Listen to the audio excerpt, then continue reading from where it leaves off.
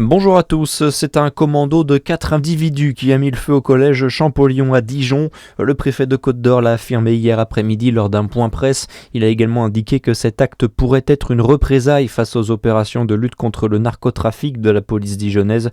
Le collège devra rester fermé plusieurs mois. Les collégiens seront affectés sur un autre établissement en attendant.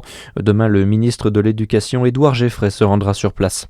Nouvelle opération pour L214 près de Besançon. L'association de défense animale était à École Valentin hier devant l'enseigne Carrefour. L'association réclamait la réduction de moitié du nombre d'animaux tués pour fournir ses rayons et sensibiliser ses clients. Des confettis ont été disposés sur les barquettes de viande des rayons du magasin. Aucun incident n'a eu lieu. Un arrêté en vigueur ce week-end sur le département du Jura. Le préfet interdit tout rassemblement festif à caractère musical non autorisé type rave party. La mesure s'accompagne d'une interdiction de circulation pour les véhicules transportant du matériel musical destiné à ces événements. L'arrêté court jusqu'à demain matin 8h. En France, la mobilisation des agriculteurs doit continuer aujourd'hui. Une quarantaine d'actions a déjà été recensée partout en France hier avec des blocages, notamment sur l'A64 dans le sud-ouest.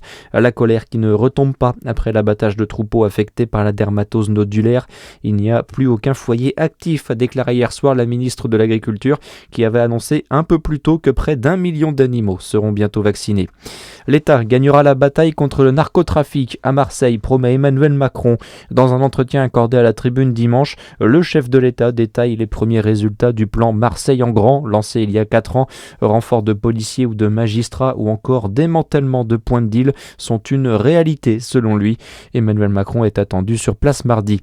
Le foot avec les féminines du DFCO pour la 10e journée d'Arkema Première Ligue hier. Les Dijonnaises ont été tenues en échec un partout contre Lens. Très bon dimanche à tous sur Fréquence Plus.